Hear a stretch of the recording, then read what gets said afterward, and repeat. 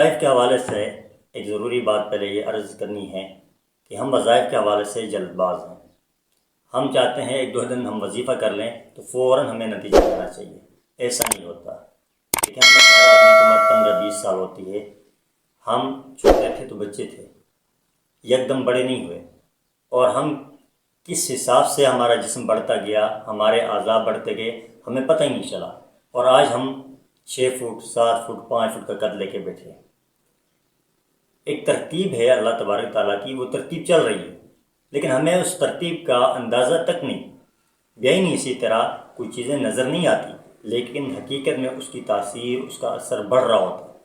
وظائف جو آدمی کرتا ہے، ان وظائف کی تاثیر بڑھ رہی ہوتی ہے، اس وظیفے کا اثر اپنا اثر دکھا رہا ہوتا ہے، لیکن ہم جلد باز ہیں۔ 2-4 دن میں ہم چاہتے ہیں کہ ہم جس طرح بچے تھے 2-4 دن میں ہم بالغ ہو جائیں، ایسا نہیں ہوتا، وقت لگتا ہے۔ اس لیے جب بھی آپ وظائف کریں تو اپنی ترتیب آپ جاری رکھیں، کبھی مایوس نہ ہو۔ کوئی بھی وظیفہ ہو، کوئی بھی نیک عمل ہو، آپ تلاوت کر رہے ہیں، وظیفہ کر رہے ہیں، آپ نماز کا وظیفہ کر رہے ہیں، آپ ذکر کا وظیفہ کر رہے ہیں، آپ کسی بھی نیک عمل کا وظیفہ کر رہے ہیں، تو وظیفے سے کبھی مایوس نہ ہو۔ وظیفہ ہمیشہ آپ کو انشاءاللہ فائدہ دے گا، لیکن یہ ہے کہ وظائف سے پہلے ایک تو اس چیز کا خیال رکھیں، اور دوسری چیز، جب بھی آپ وظائف کریں تو فرائض کا خیال رکھیں۔ ایسا نہیں کہ آپ بیٹھ کے صرف درود شریف پڑھتے جا رہے ہیں دن میں 1,00,000 مرتبہ 2,00,000 مرتبہ، اور نماز کا خیال تک نہیں۔ آپ کا وظیفہ تب مؤثر ہوگا جب آپ فرائض پورا کریں۔ فرائض ایک بارڈر ہے، جب تک آپ بارڈر نہیں بناتے آپ اپنے آپ کو محفوظ نہیں بنا سکتے۔ اس لیے وظیفے سے پہلے ان ہدایت کا پر عمل کرنا، اور اس کے ساتھ فرائض پر عمل کرنا۔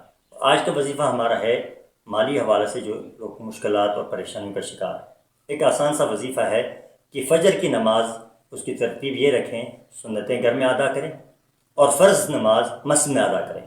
سنتیں ادا کرنے کے بعد یہ تسبیح سبحان اللہ و بحمدہ، سبحان اللہ العظیم و بحمدہ استغفر اللہ، 101 مرتبہ پڑھیں، معمول بنائیں، اس تسبیح کو اپنائیں۔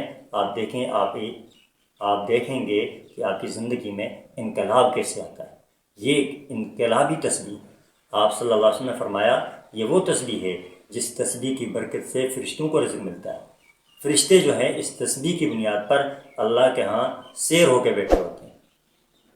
تو یہ اتنی عظیم تسبیح ہے جو تسبیح فرشتے کرتے ہیں، یہ ایسی عظیم تسبیح ہے جس تسبیح کی تعلیم رسول اللہ صلی اللہ علیہ وسلم نے صحابہ کرام کو دی ہے۔